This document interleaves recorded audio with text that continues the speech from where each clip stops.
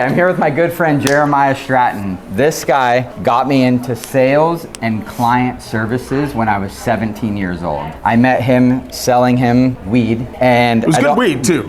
It was good weed. I don't advise this to anybody, but hey, I was working at Supercuts as a receptionist, and the manager was telling me, you won't get a raise because you're wearing creepers. And I was telling him about this at a lunch break when I was selling him a sack, and then he's like, dude, just quit that and I'll hire you and teach you everything. And I was like, really? And he's like, yeah, if you do it right now. So we literally get in the car, drive down, and I quit right on the spot. He hires me, and we start working at a cell phone shop that's right across the street from the high school that him and I went to. So this is in St. Clemente. If any of you are familiar where the yogurt land, it's like Golden Spoon actually, is there now. So we were selling 6 cell phones. This was before flip phones, before color. Before color screens on the phones, correct. And absolutely. When Nextel came out with the walkie-talkies. The push-to-talk, and I remember that. Now, the thing is that he mentored me, he showed me the ropes, he showed me everything possible in that business and took me under his wing. And that was some of the craziest times, some of the most inspiring times. And you know, under mismanagement, he ended up taking over from those people, and there were some bad things that happened. Yeah, you know, I ended up owning the shop. One of the owners sold the business to the CFO, former CFO of Kmart. His name was David Carlson. And you know, whatever, through his mismanagement, he wanted to go a different direction with it. I suggested not, but long story short, I ended up taking over ownership of the shops, and I had it, and I was able to do my own directives, my own stuff with my own people that were already killing it, and we slayed that business. It was wonderful. And then eventually I sold my shares or whatever, sold the business to some other people, and got into something else. I got into mortgages, and then that's kind of where you. Yeah. So when he sold it, I went back into Wells Fargo. So I worked at Wells Fargo before, went back into Wells Fargo. Now I worked there for quite a while, and then I got a call one day, and I'm like, oh geez, it's Jeramiah calling me. Oh, he probably wants to party. He probably wants to go do some crazy stuff. I still want to party. Yeah, of course. You're a rock star internally. Right, so yeah, I give him a call, and I'm just like, hey bud, I think it's time to get the old gang back together, because dude, I'm doing mortgages right now. I'm just slaying it, because at this time I'd already gotten up to a top producer, and then I started helping people, being a sales manager, sales trainer, and I'm like, I know you would slay this. And so he's like, okay, well, I trust you. We did this before, let's do it again. Brought him in. He was my top producer for months and months, just absolutely slaying it. We had a great time in that business too. Yeah, so this was times before the crisis hit. So this was, you know, 04, 05, 06-ish, right in that era. And what had happened is, of course, the mortgage industry crashed. Yes. Now, most of those people were actually buying 740i's, going to the club, going to Sutra, blowing all their money. But my dad taught me something very important. Save your money, because something big is gonna happen with the market. And I was really young at that time. I mean, I was like 20 to 22 at that point. Correct. Worse. And I was just stacking money. My dad allowed me to stay at the house. I quit college because I did learn something really important from this guy, was listen to the people that have the results that you want. And we were making 40% of whatever the origination fees were. Yeah. And I was like, wait a second, I'm making more money than the professors. Why would I be listening to a professor not having the life that I wanted? Not everybody wants that life. I wanted that life. And so basically I do that, and then the market crashes. Market crashes. I go back to Wells Fargo. A year later, I'm 23, and I end up buying my first property in Laguna Hills. And go ahead. Yeah, no, I'm saying that those are all very powerful things, because here he is 23 doing that. I'm 25. He left the mortgage business and kind of went back, like you said, kind of Wells Fargo for a little bit. I left the industry entirely. And one of the things that I would always tell Thomas is, you know, he would come up, scoop me up when we were doing cell phones, and I'd be drumming on there, because I've been a drummer my whole life, and I would tell him, like, dude, one day I'm going to be the top drummer, a world-class drummer, and everyone's gonna know my name. I promise you that, dude. It's gonna happen one day, you know. And they just thought I was probably out of my mind, you know. I thought he was bonkers. I literally picked this guy up, and he'd He would be drumming on the dashboard of mine. I'm driving, like he's like drumming in the desk inside, and he's like, dude, I'm gonna be a drummer. I'm gonna go do this. And he was always listening to death metal. That was what I was listening to at the time. Yeah. I love like trance, techno, house, and I'm like, bro, like my brain like hurts like right now. He's coming in trench coats, like it was a gnarly time. It was fun though, it was fun. But that was the thing, is I always tell him that. And so when I left the mortgage industry entirely, I'm like, I'm gonna do that. I'm gonna go, I'm gonna play music, I'm gonna be a world-class drummer, it's going to happen. And so I left to do that, and he kind of went back to Wells Fargo. Less than a year later after I did that, I'm in HED PE, and I'm touring the entire world for 16 years. I've been all around the world, playing drums, sign autographs, watch people fight over my drumsticks when I throw it out there. I mean, it manifested it. One of the most important things about this time period, when I took him under my wing and I'm mentoring him, is I'm always talking to him about manifesting your own reality. You know what I mean? You have to act as if,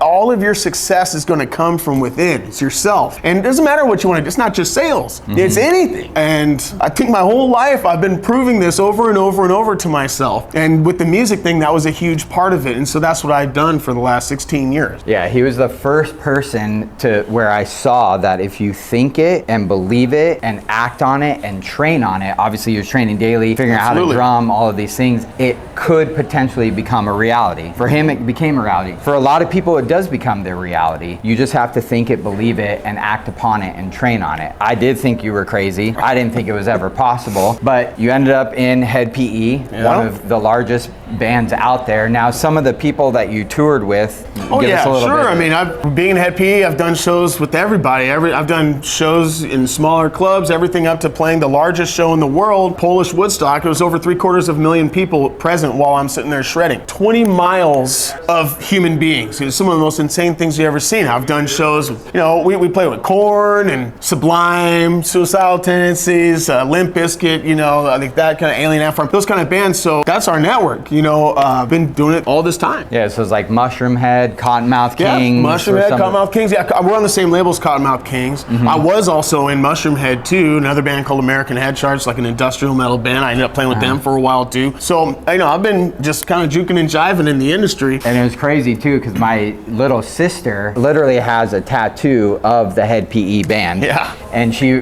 realized, like, Jeramiah Stratton, who she knew growing up, she's 2 years younger than me, and she's like, wait a second, that the same Jeremiah is in that band. She's like, you got to introduce me, we got to do that. We went up to a show, you put us on the tour bus, took pictures there. She's like moshing. I'm like, dude, you're nuts. Like, again, techno, house, trance, like is my style. I'm like, dude, this is bananas. But yeah, so for someone that's watching this, it was the window of opportunity, I call it. You were on vacation with your family. Yeah, right now. Yeah. So like right now, what's happening with this window of opportunity like he's talking about, I'm actually on vacation right now. I'm here visiting my family. I live in Michigan now, but we're both from San Clemente. And so I was just visiting my family for the holidays. I've been here for about 2 months now. Reached out to Thomas just to try to reconnect. I was like, dude, it's been a long time. I'd love to go grab lunch or something and just catch up. And he told me, he's like, well, I'm actually doing some of these things too. I want to show you some of the stuff I'm doing right now. And he was talking about the machine and the business. And I was like, okay, well, I was just thinking maybe,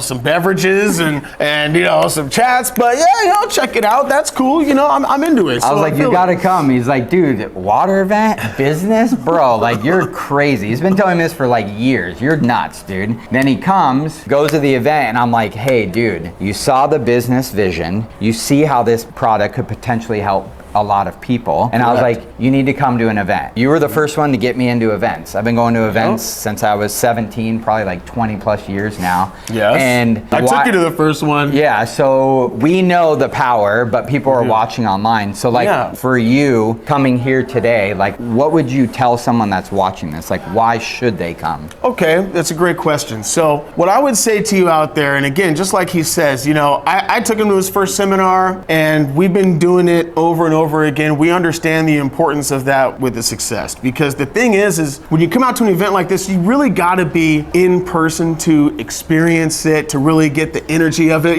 We used to have DVDs of these things. I don't even have those anymore, but that's how we would, go and get the system. And you're just not getting the real thing. When you come out to this, you're networking, you're meeting other like-minded individuals. Any of them will tell you that it's paramount to your success of having the community there, coming in, being involved, and you have to immerse yourself in whatever it is you're doing if you want to be successful in it. That's not just sales. It's not just being a business owner. It's everything. It's drumming. Like me, I'm a world-class drummer. I signed my name on garbage and it's worth something right now. That didn't come from me just sitting around being like, oh, should I do this or whatever. You got to immerse yourself into it. You got to get involved. This is how you get involved. This is how you meet new people. This is how you create new networks. And I got to tell y'all, mark my words and mark this date down. Thomas and I, it's about to get stupid, dude, because we're about to dominate this game right now. I'm just letting y'all know, because with the resources that we have together and coming out to the seminar is a big part of it too, because like I said, we're getting connected with this new network. Now there's other resources too, other people. So it's very important. I would say if you're on the fence about coming out and getting involved in not just the seminar or whatever it is that you want to do, that you want to be successful in it, get out of your own way and just go do it, because that's how you're going to be successful, period. I love that. And then you came to the event Thursday, showed the business and the product, went out for a nice, Italian meal. Oh yeah. And, tell your story. Yeah, and this isn't a health claim. Yeah, no health claims. The water's not going to cure you. It's not going to heal you. It's not going to do any of those things. But this is Jeremiah's personal testimony of what had happened. I just want to tell you what happened to me, because yes, I did go on a Thursday. We had a demonstration afterwards. There was a nice Italian dinner, and we went out and we checked it out. I have gout. That's what I have. So from the years of raging way too hard and all of that, I guess I developed gout, which is like uric acid buildup in your body, and it gets stuck. It turns into needle-like crystals in your joints. It's extremely painful. I can always tell when a flare-up's about to come. Now on Thursday, Thomas was kind enough to bring me 4 jugs of water so I could try it out and see what it's all about. I didn't think anything of it. Next morning I woke up. I had 2 Coors Lights that night. I don't normally drink Coors Light because it can be a trigger for gout. It happens. And sure enough, yesterday morning I wake up and I could feel it starting to form in my ankle. So I'm like, oh, geez, I knew I shouldn't have drank those 2 beers. So I go and I grab a jug of this water. I'm like, well, this is supposed to help and supposed to get me hydrated, keep me going, so let me give it a shot and just see how I feel after I drink it. I drink the water all day, and by the end of the night, it's like the flare-up wasn't ever happening. I'm like, okay, so my body is feeling the hydration right now. It's detoxing. It's definitely balancing that out, and so my family started drinking it, my girlfriend, my son, they drank it, and it had immediate effect on them as far as the cleansing them out. So everyone's kind of getting like, okay, there's something to this. It's not just, some smart water. We say, oh, there's added electrolytes, you're gonna hydrate. I drank a ton of that stuff and it didn't have this dramatic of an effect on me. But this is just my personal experience. So then my gears start turning about the business element of it. I'm like, I see us already. We're gonna have our own rig. I'm gonna be touring my new project. We're gonna have our own rig. I'm gonna do meet and greets for free, because normally I charge to do the meet and greets. VIP, I'll come, I'll sign your stuff and take a picture, whatever. I'm gonna do them for free, but you're gonna hear about what we're doing first so I can help you and change your life. And we're gonna have our own rig. We're gonna go on tours. The anti-hangover water. The anti-hangover water. I know all my fans are gonna love that. Now, what's just close this out. What's, I don't know, something that you want to say? Something I'd love to say. Well, first of all, me and this guy, we've been in it a long time. I'm very proud of you. I'm proud of the organization and what you have going on. It's some really big things. And I want to thank you for giving me the opportunity to come and check it out. I applied for my machine yesterday, and I'm just excited to get this going. So thank you. And anyone out there, I'd say just check it out. Definitely look at it and listen to what some of the people are talking about it. I think you'll be pleased. I think once you see what this thing does, you'll be like, I have to have this in my house. I mean, if you care about your family and you care about, getting out of the grid and getting poisons off of your food and all those sort of things, you're going to realize this is a necessity for your household. It is for mine. I ordered mine, or applied for mine yesterday. And on the other hand, we're going to slay it, dude. And I always say the most expensive thing that you can own is a closed mind. So I appreciate you, bro. Love you, man. Thanks a lot, man. Hell yeah. Take care, y'all.